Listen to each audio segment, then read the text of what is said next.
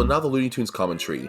If this is your first time on the channel, consider subscribing as it helps out the channel, and give this video a like if you do like it. So this is a commentary for Tokio Jokio, released in 1943. It's the 402nd in the series, and it's directed by Norm McCabe.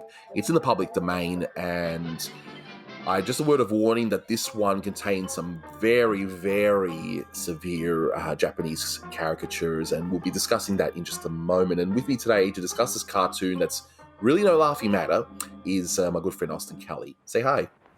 I really don't know why I'm here. It's Well, to keep me from just screaming at the screen really. Okay, so let's put this into context.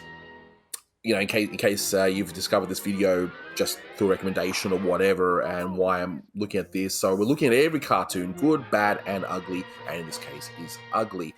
So this was done after Pearl Harbor. America were in war, and of course, this is one of those quote-unquote feel-good cartoons that were done to sort of make the Americans feel, happy, but, by making fun of the enemy, and it's not good. It's not good at all. Yeah. No, it isn't. But this is your thought directly. I'm stealing it, but you can just say more about it just because I think it's an interesting thing. The idea of, discovering a newsreel from another country and hearing what they have to say about us is actually a really funny idea. But, when you do it like this, with all these stereotypes, it's like no one's going to really want to watch this. This is just harmful and painful. Funny. Exactly right. And I guess what this sadly also shows, I mean, you can let me know if you agree with me with this or not, but it also shows what some people in the population already had inside them in terms of viewing, in this case, like Asians. And yeah, I even if Pearl Harbor didn't happen, I would say a lot of people had these harmful thoughts about, the whole bucktooth and look and all that stuff. See, a cartoon that did a propaganda thing right, that's kind of similar to this, is Disney's De Furious Face, where it had some stereotypes to be sure around the beginning, but it was a very clever way of making fun of the enemy about working 28 hours a day for the Fuhrer and that sort of stuff, those sort of funny jokes. But here it's just making fun of Asian people, and that's pretty much it. Yeah, it's not really. Yeah, there are a few things that they do point out, which was kind of true at the time, where they were showing in the beginning about how the home defense in Japan wasn't particularly good. That was actually true. They did not have the best defense at home, and they didn't really look after the citizens pretty well while the Japanese soldiers were out to war. Of course, here we got to see a baseball reference. I mean, yeah. Why not? And see, you got this made in Japan thing. It's just, I don't know. It's like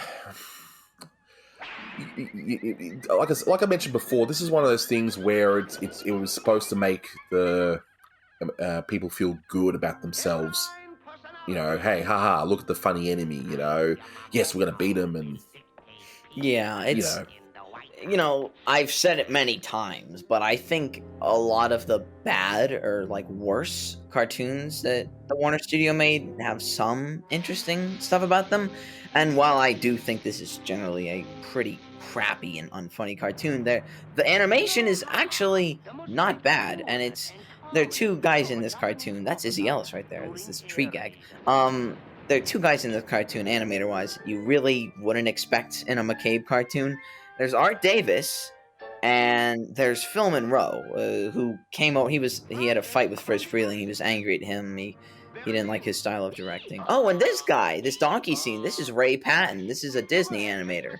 All kinds of weird stuff animator-wise in this cartoon. But no, yeah, they're all doing their best. So I think the animation here is pretty decent. But I think that's Phil Monroe with the Hitler gag. But yeah. No. And isn't it interesting that the Hitler and the Mussolini are the least caricatured things in here, versus, everything else? Yeah. Just so weird. And there's a big difference in this cartoon if you compare this one to, say, the Sense 11 stuff with the African American stereotypes and all that stuff. See, those were made with good intentions, I feel. Yes, they were misguided and all that. Here, this was a deliberate thing to be against the enemy. This was something that was completely done on purpose, but yeah. I would say to anyone interested in World War II history, you gotta see, the good, the bad, and in this case the ugly, just to get an idea of what it was like then. But it's interesting. We've had, America's had wars since, but you wouldn't see this sort of stuff like, making fun of, I don't know, the North Vietnamese or, the Iraqis or anything like that. This was just kind of unique in that it only really happened in World War II, but not even for the Korean War. I don't recall any Korean War propaganda things. I don't think. Here's more Phil Monroe right here. I don't think so. It's okay. Look, that's a nice bit of animation. I like that. Good old Phil Monroe doing as best as he always is. Yeah. But, yeah. Only thing I like about it. But to wind down this cartoon, I am doing a supplemental video on Norm McCabe and his 11 cartoons, because usually at the end of a directing stint we do that. We usually attach it at the end of a commentary, but given how Tokio Jokio is such a awful cartoon, I figure it'd be better to have it separate in case you don't really want to go through and watch this cartoon. So any final thoughts before we wrap up the commentary, Austin? What can you say about this thing? Like the animation, that's pretty much it. I'm not gonna rewatch it anytime soon. With the literal Minesweeper right there, which could work as a decent gag, but then you get this veritable incident police. But yeah, it's done. It's off the list. So thanks very much for listening, guys, and until next time, take care. See ya.